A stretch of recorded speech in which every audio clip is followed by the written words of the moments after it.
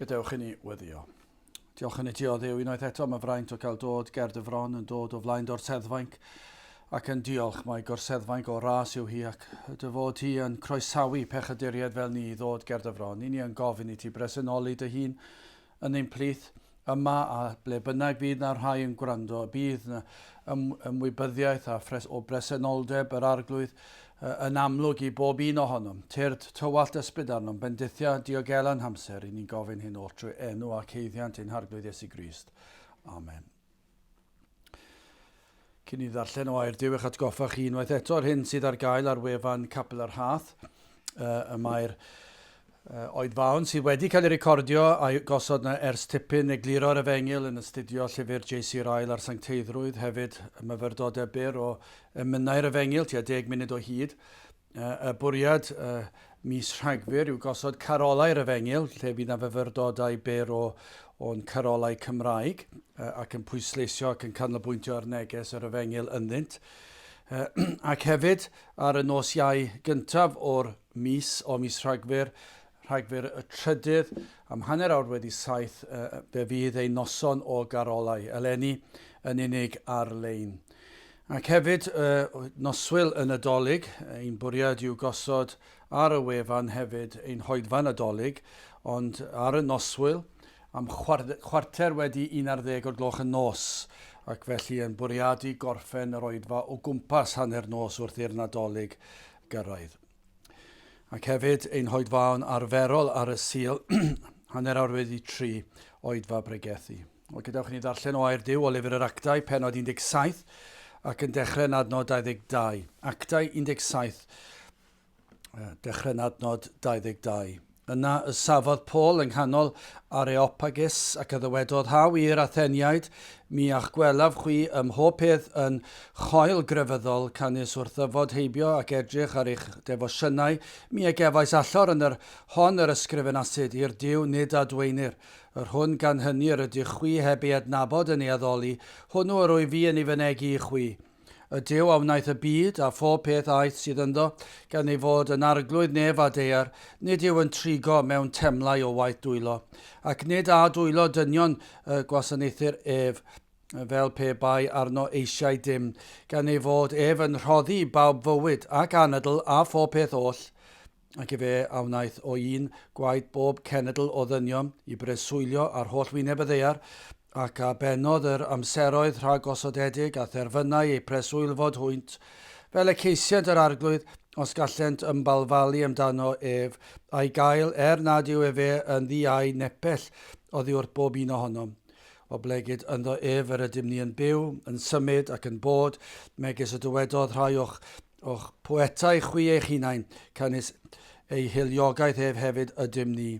Gan ein bod ni gan hynny yn hiliogaeth Duw, ni ddylem ni dybied fod y diwdod yn debyg i air neu arian neu fain o gerfiad, celfyddyd a dychymyg dyn, a Duw wedi esgeuluso amseroedd yr anwybodaeth hon, sydd yr awr hon yn gorchymyn i bob dyn ym mhob maned i farhau, oherwydd iddo osod diwrnod yn yr hwn y barna efe y byd mewn cyfiawnder, trwy y gŵr a'r deiniodd efe gan roddi ffydd i bawb, oherwydd darfod iddo ei gyfodi ef oddi wrth y meirw.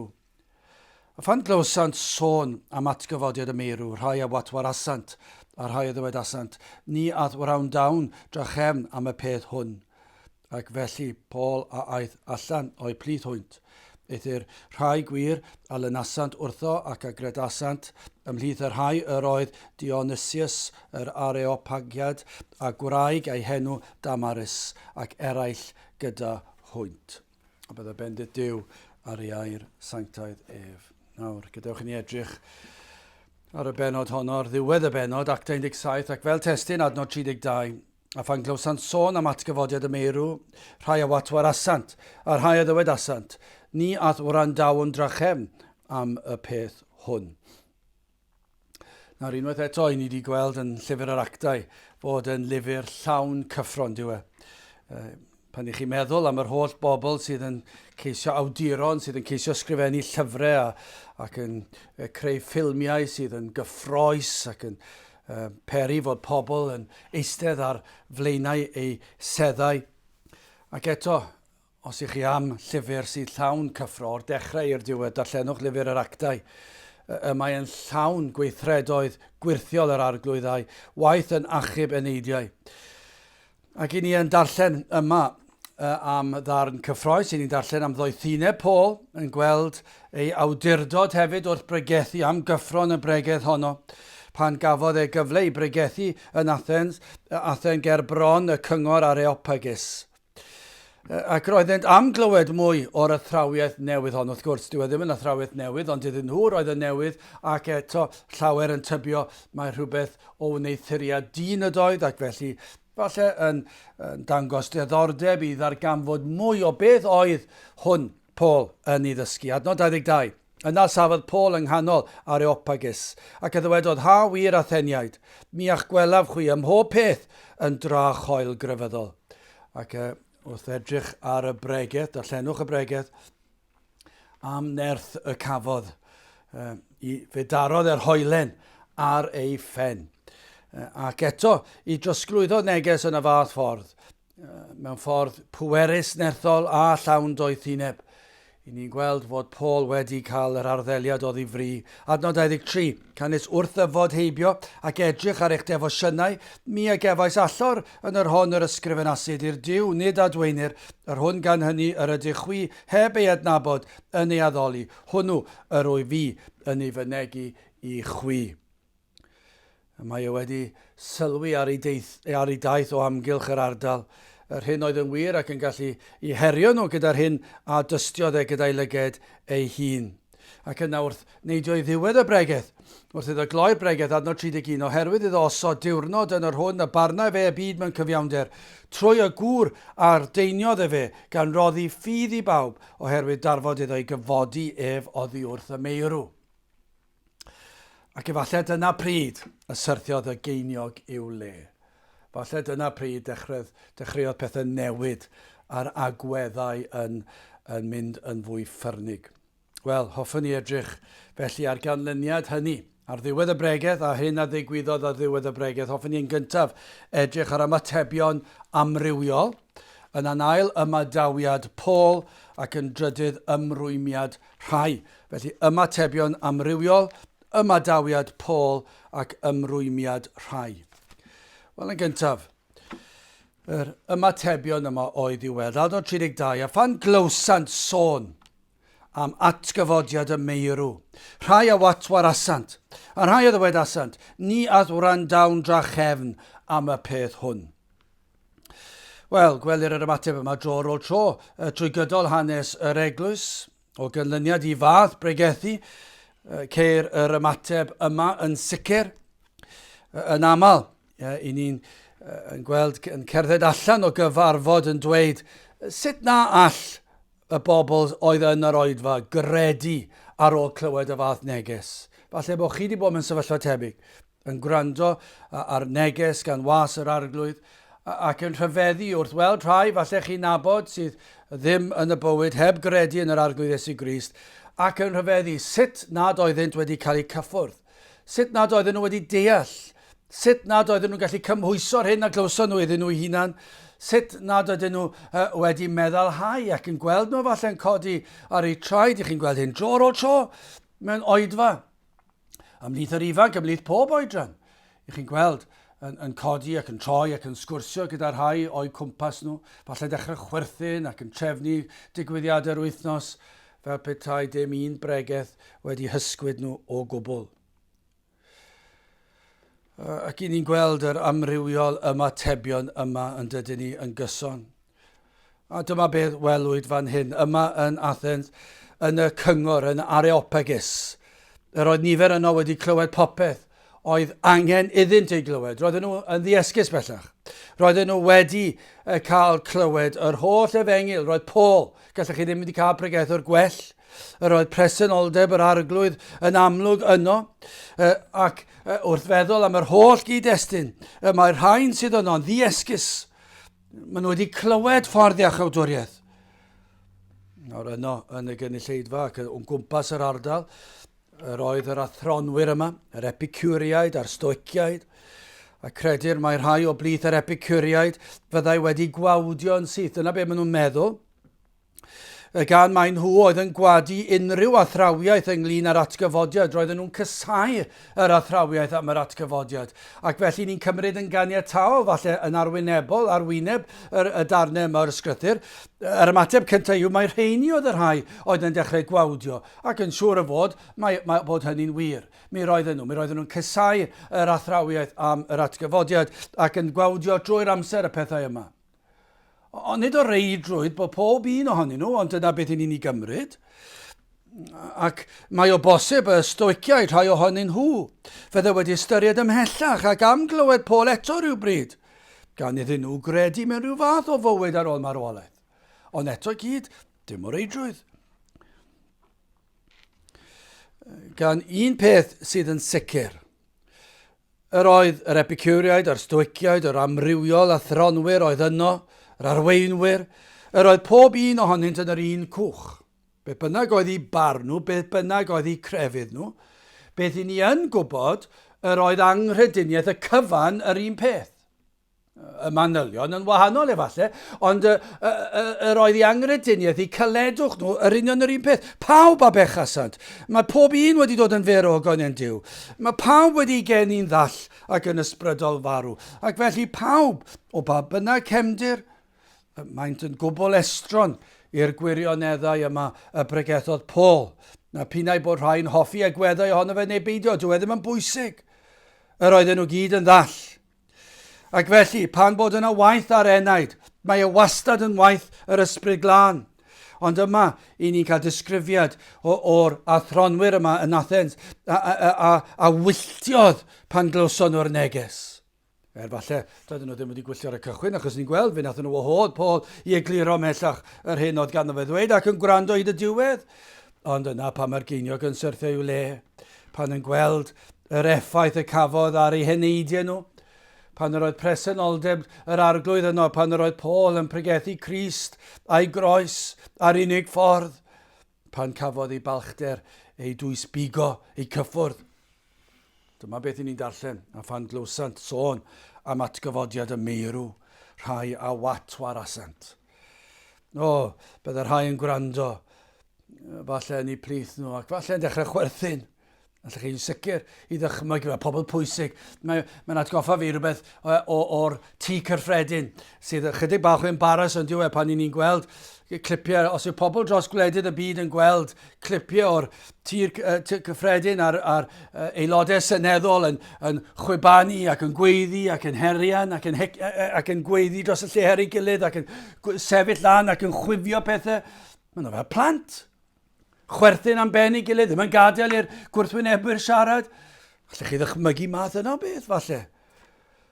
Rhai o'r gwybodysion yma, yr athronwyr yma, pobl clyfar yma, academaidd yn chwerthin am ben Paul ar Efengil, yn ddilornus, yn gwawdio. Fel mae Paul yn un gwbl blentynaidd yn edrych ar Paul, ddim yn sylweddoli falle bod nhw'n edrych ac yn gwrando ar un o'r dynion fwyaf galluog sydd erioed wedi bod ar wyneb ddeiar. Ac eto gyd yn edrych lawr arno fe, chwerthin ar fe fel plentyn ac yn gwawdio fe. Yn rhyfeddu y gallai gredu'r fath beth. Rhywbeth nad yw pobl dysgedig, fodern yn ei gredu. I gredu y gall corff ddynol ar ôl i'r anadl olaf ei adael iddo bywhau eto a chodi'n fyw atgyfodiad. Na, dwi ddim yn bosib i ni tu hwnt i hynny. Dydy ni'n gallu credu y fath ddwlu plant bach sy'n credu pethau felly. Mae byddai gwarthodiad llwyr o'r holl ddysgeidiaeth yn dod. Byddai'r rhain wedi gwneud penderfyniad yn y fan ar lle. Dim posib gwrando mwy ar hwn. Mae fel gwrando ar hen chwedlau, byddai gwragedd yn ei hadrodd i'w gilydd. Chi'n gallu dychmygu pobl heddi yn dydych yn dod i oedfa yn ymateb yn yr union yr un ffordd o'r rhain yn Areopagus. Efallai digon bodlon gwrando ar neges cyffredinol, ond yna y neges yn dod yn fwy perthnasol iddyn nhw. Ac yna'n dechrau sylweddoli'r hyn mae'r pregethwr yn ei ddweud go iawn, os y'n nhw wedi gwrando i dy diwedd. Yn dechrau deall elfennau o'r neges, ac yna'n dechrau gwawdio. Falle bod chi wedi gwahodd rhywun yn anodd iawn dydde hyn, ond yw cael pobl i ddod i oedfa, unrhyw oedfa bregethu, ac ar ôl cael nhw i ddod yr ailwaith. Mor aml, pobl yn falle'n dod a chi byth yn gweld nhw to. Ac yna falle, fel i ni'n gweld, falle pobl yn fodlon dod i noson y garoleg, ac mae mor drist na fyddwn ni'n gallu cynnal yr oedfa yn yr adeilad, ond falle trwy rhagluniaethau Duw bydd mwy yn gwrando ar y we. Ond falle, allech chi ddychmygu mewn oedfa debyg, rai o'r tu fas wedi dod mewn am y tro cyntaf, ac yn fodlon gwrando, licio enwedig yn Nadolig, yn dwlu ar y caroleg Cymraeg, a'r tonau, ar y wyrgylch, ar falle diod, ar cacennau ar y diwedd, ar ymdeimlad bod y Nadolig yn agosau. Mae'n braf ond diwedd, ac falle bod yna rhyw elfen felly yn dod ac yn fodlon gwrando ar y neges yma. Ond falle ar ryw bwynt byddai'r rhai'n dechrau meddwl, os yn gwrando ar y neges, yn dechrau gwawdio, dechrau chwerthin yn dyrmygus, falle'n dweud, beth? I chi'n credu'r Iesu cael ei enni'n wirthiol? Falle bod nhw wedi clywed i'n sôn am yr enedigedd wirthiol, ond erioed wedi deall bod ni wir yn credu fod e'n wirthiol. A pan maen nhw'n dechrau sylweddoli, beth os ydw i fod yn Gristion i gredu bod e'n wirthiol? Ac yna'n dweud, beth? I chi'n credu dath seren ac yn arwen y ffordd, dath angel yn yr awyr yn datgan newyddion da o lawenydd mawr? I chi wir yn credu bod hwnna wedi digwydd? I'r bugeiliaid ac i'r doethion? I chi'n fodlon cydnabod o flaen pawb bod chi'n credu bod hwnna'n ffaith? Ac falle pan maen nhw'n sylweddoli bod ni, a nid dim ond darllen rhyw ddarn o ryddiaeth neu farddoniaeth, a bod yna rhywbeth sentimental am y peth, mae hwn yn stori mor neis, mae fe cael y plant yn actio hanes y geni, mae mor braf, ond i chi'n credu'r peth? A pan maen nhw'n sylweddoli bod chi'n credu'r peth, falle maen nhw'n dechrau chwerthu, ac meddwl chi'n od. Pethau fel yna ddim yn digwydd. Beth? I chi wir yn credu'r Iesu fwydo 5,000 allan o gyn lleied o bysgod a bara? Chi ddim wir yn credu iddo gallu bwydo'r holl filoedd hynny? Gofio clywed rhywun yn ceisio rhoi darlith ar hwn ac yn dweud mae wirth oedd rhannu, cael y bobl i rannu. Doedden nhw ddim yn fodlon cydnabod fod yr Iesu wedi peri, fod y pysgod a'r bara wedi cael ei rhoi i'r holl bobl a hyn ar ôl. Falle bych chi'n dweud, beth? I chi wir yn credu Dduw greu'r byd mewn 6 diwrnod? Chi ddim yn credu bod Duw yn gallu dweud y gair ac i'r byd cael ei greu? Chi ddim wir yn credu yna, a maen nhw'n dweud i ni'n credu mewn ffrwydiad allan o ddim byd sydd wedi creu byd mor rhyfeddol yma. I ni'n credu mewn mwnci bach sydd wedi esblygu fod yn bobl fel chi a fi. Dyna be maen nhw'n credu, ac yna maen nhw'n edrych ar ni. I chi'n credu bod na Dduw holl alluog wedi dweud y gair, ac fod e wedi creu dyn, ac wedi creu'r byd a'r bydysawd. A'r holl bethau lle mae yna bwrpas i bob dim. I chi'n credu bod yna gynllunydd, a maen nhw'n chwerthin, a maen nhw'n wedi credu'r beth, a maen nhw'n chwerthin, a maen nhw'n gwawdio. I chi'n credu bod atebolrwydd am ein gweithredoedd ac angrediniaeth ar ddiwedd yr amser? I chi'n credu bod yna golledigaeth? A pan maen nhw'n sylweddoli bod ni'n credu'r pethau yma, maen nhw'n credu bod ni'n hirt ac maen nhw'n wawdio. Falle na fydd yna rai yn chwerthin yn uchel yn yr oedfa. Rhai yn, credwch i fi. Mae yna rhai efengyledd yn dechrau chwerthin, rai sy'n proffesu, ond tybiwn ni falle ddim wedi deall yr efengyl. Pan i chi'n pregethu am fydolrwydd, ac am ysgamder mewn addoliad, ac am arwain bywyd llwyr ar wahân i'r ffordd o ymsancteiddrwydd, ac i chi'n gweld nhw'n chwerthin, ac yn siarad â'i gilydd, ac yn troi at ei gilydd, ac yn chwerthin am ben y pregethwr. Mae yna rhai'n gwawdio. Ond falle dyn nhw'n gwawdio, rhai ddim yn gwawdio yn gyhoeddus, ond yn aros, os mae'n mynd adre ac yn siarad gyda'i teulu neu ffrindiau neu cydweithwyr, ac yn dweud, chi'n gwybod be mae e'n credu? Fe nad mae e'n wir yn credu'r peth yma, ac yn gwawdio. Ond fel yn Athen, roedd rhai, falle yn ymateb, felly rhai yn ymateb a gwylltio yn grac. Pan yn clywed y fath athrawiaeth, doedden nhw ddim yn credu yn yr atgyfodiad, a hwn, crefyddwr yn dod ac yn dweud y fath beth, o'n nhw'n grac.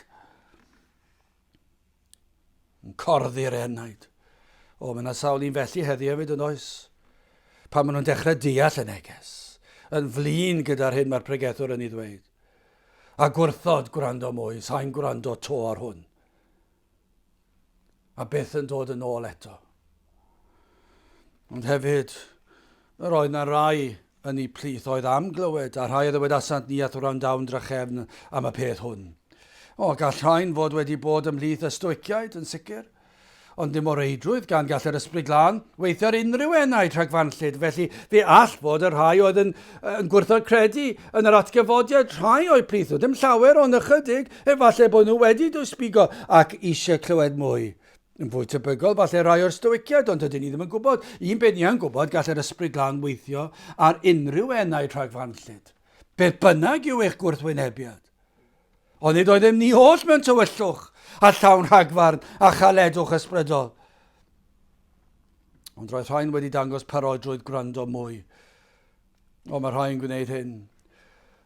A beth yw'r cymhelliad? Efallai rhai yn ei wneud mwyn prynu amser, angen chwilio am reswm i wrthod, amser i gallu dweud pam dydych chi ddim yn gwrando, pam dydych chi ddim yn dod nôl eto.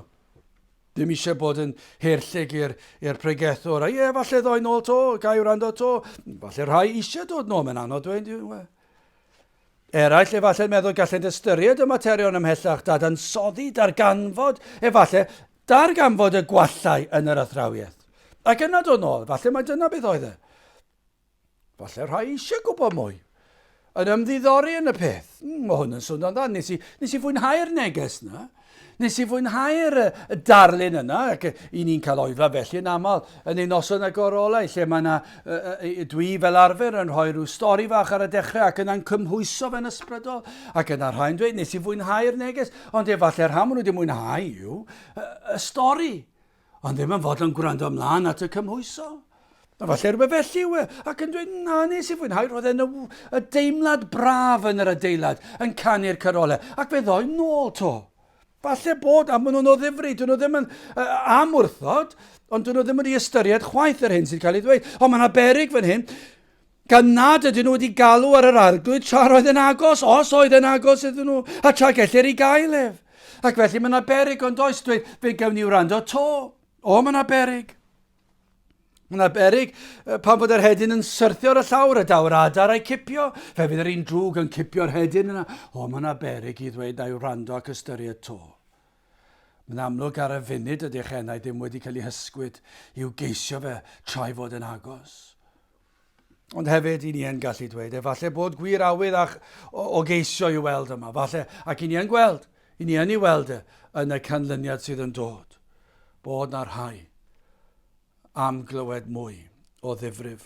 Wel, mae'n ymatebion amrywiol yn does. Wel, gadewch i ni symud ymlaen. Ymadawiad Paul. Adnod 33, ac felly Paul aeth allan o'i plith hwynt.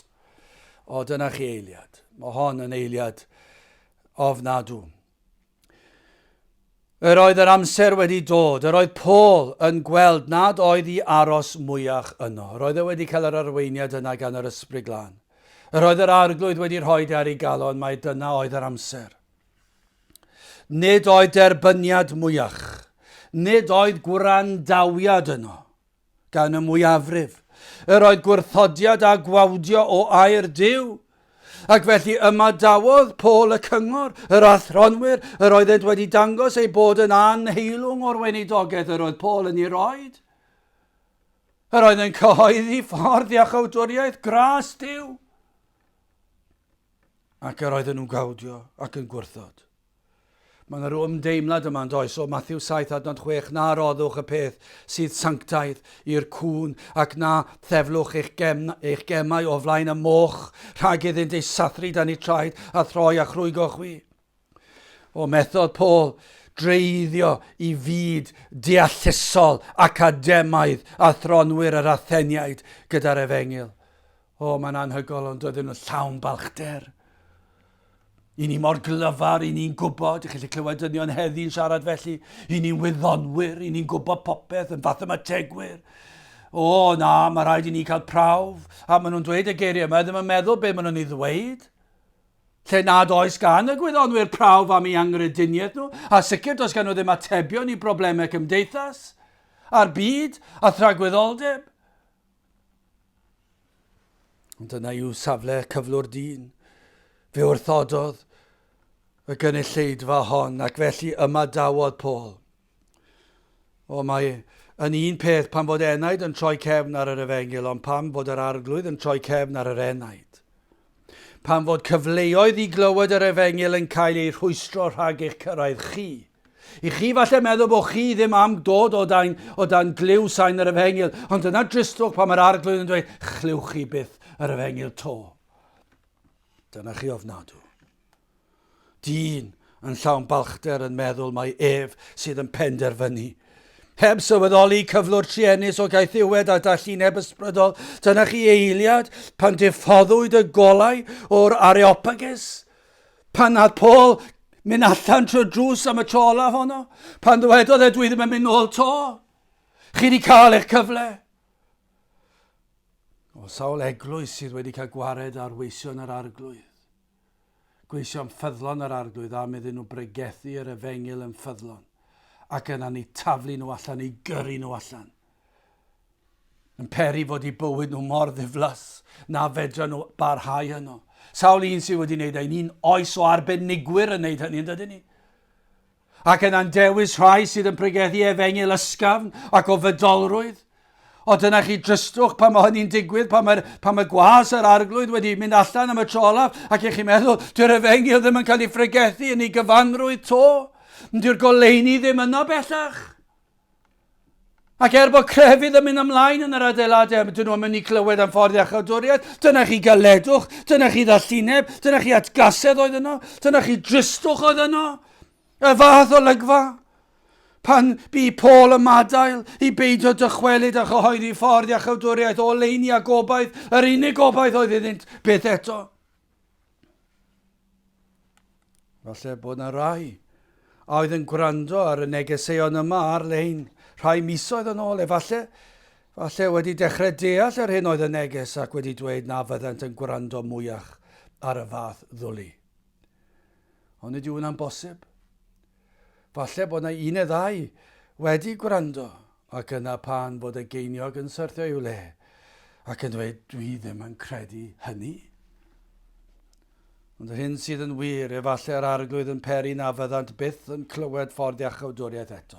Falle bod nhw'n meddwl mae nhw sydd wedi troi cefn ac yn sicr nhw sydd wedi troi cefn. Ond efallai nawr, y fydd yr arglwydd yn datgan yn gyfreithiol felly, eich bod eich calonau wedi hen galedu. O byddwch ofalus, os oes yna rai sydd yn gwrando, os ydych chi'n ystyried troi cefn. Os ydych chi'n ystyried meddwl, dwi'n mynd i cael blas ar fywyd go iawn. Os ydych chi'n ystyried, dwi'n mynd i ddilyn ffordd y byd, neu ffordd grefyddol fodern sydd yn caniatáu bod ystyriwch yn ofalus. O mor dorcylonus ac felly Paul a aeth allan o'i plith hwynt. Wel, yn drydydd ac yn olaf, ymrwymiad rhai. Adnod 34. Eith yr rhai gwir a lynasant wrtho ac agredasant ymhlith yr rhai yr oedd Dionysius, yr Areopagiad, a gwraig a'i henw Damaris ac eraill gyda hwynt. Nawr y trihenni o'r hyn a glywsom i'r mwyafrif wrthod yr efengil. I rai wawdio a dirmygu'r efengil serch hyn. Yr oedd yr ysbryd glân wedi bod yn gweithio ar eneidiau tra roedd Paul yno. Mae'n anodd dweud ond diwe. Mae'n anodd dweud sut mae'r ysbryd yn gweithio, mae'n gweithio'n dawel. Mae'n gallu gweithio mewn ffordd amlwg iawn hefyd. Ond mae'n galondid i ni heddi yng nghanol y fath wrthodiad a gwawd sydd i weld ym mhobman. Y gall yr arglwydd ddal weithio. Fe all weithio'n rymus, ond hefyd yn ei bwrpasau fe all weithio ar rai fel fan hyn ar ychydig. Ond dyna'n gobeith ni ar ddiwedd bob oedfa, efallai'n teimlo'n digalon ar ôl yr oedfa, wedi teimlo falle bod rhai wedi bod yn gwawdio, rhai yn gwrthod gwrando ac yn cysgu, rhai a diffyg diddordeb llwyr ac yna dim ymateb o gwbl, ac eich chi ddim yn gwybod sut ath y neges na a oedd unrhyw un wedi cael ei bendithio. Ond y galondid fan hyn yw fe gredodd rai. Dim llawer. Fe gredodd rhai pan oedd yn edrych yn o ddi yng nghanol y dirmig a'r gwawdio, a'r gwrthod, a'r ffyrnigio. Fe dderbyniodd rhai ar y fengil. Mae'n atgoffa chi to'r adnodau 2 Corinthiaid 2 adnod 16. I'r naill yr ydym yn arogl marwolaeth i farwolaeth ac i'r lleill yn arogl bywyd i fywyd a phwy sydd ddigonol i'r pethau hyn. Ond ydyw hyn mor wir, ond dyma yr ymateb pan rhai yn clywed yr efengil ceir ymatebion amrywiol yma. I rai fel y sawl yn Athen y mae yn arogl o farwolaeth i farwolaeth. Nid ydynt yn elwa dim. Maent yn profi ffyrnigrwydd i hatgasedd ac yn cyledu ymhellach. Dyna beth sy'n digwydd, ond dyw e'n rhyfedd. I chi'n gweld nhw'n dod mewn i'r oedfa ac yn clywed neges ar y fengil ac maen nhw'n mynd hyd yn oed yn waith. Wedi clywed ffordd mor obeithiol ymhlith pobl llawn gras a chariad ac eto maen nhw'n gadael yn casau. Dwi wedi clywed pobl yn dweud bod nhw wedi bod yn yr oedfa ac bod rhywbeth am y presenoldeb yna sydd yn peri nhw fynd yn ffyrnig ac yn grac ac ddim yn gallu eistedd lawr mwyach ac methu aros nes bod nhw'n mas. Yn arogl marwolaeth i farwolaeth yn diwedd. Mae'r rhain yn treulio bywyd yn gwrthod. Llawer os nad y mwyafrif hyd weli angau yn gwrthod. Ac nid dim ond i weli angau, ond wrth gamu i dragwyddoldeb. Ond yna i eraill fel yr ychydig yma'n Athen, y mae yn arogl o fywyd i fywyd, o mae'r hyn oll, mae ei gyd y tu hwnt i ni, ond a phwy sydd ddigonol i'r pethau hyn. Yr hyn ni'n gallu dweud mae'r cyfan yn nwylo sofran yr holl alluog. Y gallu un ddod i oedfa gyda chyfaill neu olod o deulu. A mae'r efengil yn peri gwahanol ymatebion. Ond yma, i ni gallu gweld rhai sydd yn ymateb a rhai ddim. Ac yn Athen, yr oedd nifer fawr y mwyafrif wedi gwrthod, ond rhai. Ni'n gweld Dionysius yn dod i gredu. Ni'n credu mae un o'r barnwyr oedd Dionysius. Os nad mwy na thebyg y prif farnwr. Ac nawr yn hytrach na bod mewn safle o alw Paul i ddod ger ei fron mwyn ei farnu fe, nawr yr oedd Dionysius yn un a Paul, yn frawd i Paul, arweiniwr y cyngor. Un o'r rhai fwyaf clyfar, un o'r barnwyr mwyaf doeth yr oedden nhw'n enwog am ei doethineb. Yn ôl pob sôn, pan oedden nhw'n barnu ar digwyddiadau o fewn cymdeithas, yn neud yn y nos, yn y tywyllwch, ac ddim eisiau gweld y bobl rhag ofn fy'n ar ragfarn ac yn penderfynu pethau ar sail materion anghywir, ac felly'n gwrando ar effeithiau ac yn dod i'w casliadau ac yn ddoeth iawn. Hwn, yr arweinwr, wedi dod i gredu nawr bellach yn frawd i Paul, a Paul bellach yn fugail iddo. Ac i ni'n gweld ymlynodd i Paul, mae hwn yn fwy na chyfeillgarwch cyffredin. I ni'n gweld un sydd wedi deall yr efengil trwy ras, wedi gweld ei bechod, wedi gweld ei falchder a styfnigrwydd crefyddol, wedi gweld gwacter ei holl addysg, ac nawr yr oedd yr ysbryd glân wedi agor llygaid hwn, llygaid ei enaid i weld y cyfan oedd angen iddo weld, ac i weld mawredd y gwaredwr y pregethodd Paul amdano. Mawredd Crist, a ddaeth o'r nef mwyn achub dyn o'i bechod. Fe glywodd y daeth Iesu Grist i dalu pris, y pris anferthol am ganlyniadau ei bechod. Fe dywallodd Iesu Grist ei waed ar y groes. Fe rhoddodd ei fywyd. Fe gadwodd e'r gyfraith yn ei le fe. Doedd ddim rhaid iddo fe fod yn berffaith mwyach i'r Iesu gadw'r gyfraith yn ei le, a fe gymerodd yr Iesu'r gosb yn ei le ar y groes. Ac yna phan derbynio Dionysius ffydd i gredu ac i bwyso ar yr Iesu. Be ddigwyddodd? Fe safodd gyda Paul. Fe glynodd wrth Paul. Roedd am sefyll gyda'i frawd nawr. A'i am ddiffyn e. A'i gael anogi fe. A fe ddaeth Damaris hefyd i gredu. Un oedd mwy na thebyg o'r garfan academaidd hefyd ac fe gredodd hi. Ac yn ni'n darllen fan hyn hefyd fe gredodd eraill, ddim llawer ond fe gredodd eraill o'i plith nhw. Mae'n gylondyd ond diwe, yng nghanol gwawdio a dirmig, anghrediniaeth, anffyddiaeth. Codi dwrn at Dduw i rhai dod i gredu. Ac mae hwnna'n helpu ni. I ni'n gweddio am y dyddiau lle daw y torfeidd. Ond hefyd yn gweddio pan nad yw'r torfeidd y bydd yr arglwydd hefyd yn gweithio ymhlith yr rhai sydd yn clywed. Gai ofyn wrth gloi, ble ydych chi arni yn ysbrydol? A ydych chi yn un o'r gwawdwyr yma? A ydych chi yn un sydd yn smalio ceisio a dweud eich bod chi'n meddwl, ond yn chwilio am reswm i wrthod, sut un i chi? Ydych chi'n eistedd yn nawr yn gwrando ar y neges Mar-lein efallai? Ac ych chi ddim eisiau clywed? Ac efallai bod chi'n chwerthin yn dawel bach am yr hyn sy'n cael ei ddweud? Efallai bod yna rhai'n dweud, na i feddwl to am y peth. Ond ych chi'r holl amser yn chwilio am reswm i gallu dadbrofi'r hyn sy'n cael ei ddweud? Neu gai ofyn, a ydych chi yn un sydd wir am geisio'r Iesu? Bod yr arglwydd wedi dod yn agos atoch, fod yr ysbryd glân wedi dod, ac wedi agor eich llyged bod chi wedi cael cipolwg ar eich pechod. Ac wedi cael golwg ar fawredd Crist. Ac chi wedi dechrau deall mai dyma yw'r unig ffordd. Os felly dewch ato tra fod na gyfle. Tra i fod yn agos, dewch ato. Ac wrth ddod ato, ni fydd gwrthodiad, ydych chi'n sylweddoli hynny? Os ych chi'n dod at Grist, ni fydd na wrthodiad. Dyw e ddim yn gallu gwrthod y sawl a ddaw ato. Pam dyw e ddim yn gallu gwrthod y sawl a ddaw ato? Gan fod e wedi addo, os dewch chi ato, na fydd yn eich gwrthod chi. Mae wedi addo. Ac os yw'r arglwydd wedi addo, dyw e ddim yn gallu torri a ddewid. Achos os yw e'n gallu torri a ddewid, dyw e ddim yn ddiw. Dyw e ddim yn werth gwrando arno felly, ac mae o wedi addo ni air. Felly dewch ato, achos ni fydd gwrthodiad, y sawl sydd wedi dod ato yn edifeiriol, ac yn flinderog, ac yn llwythog, ac yn waglaw, ac yn dod a phwyso'n llwyr ar Grist, does dim gwrthodiad. Fe fydd na dderbyniad, fe fydd na olchiad, fe fydd yn eich golchi chi'n wynach na'r eira. Mae maddeuant i'w gael, fe fydd yn eich maddech i'r cyfan, pechodau'r gorffennol, presennol a'r dyfodol. Fe fydd yn eich gwisgo a'i glogyn o'i gyfiawnder ef. Fe fydd yn rhoi heddwch i chi a Duw, fe fydd yn rhoi bywyd trygwyddol i chi.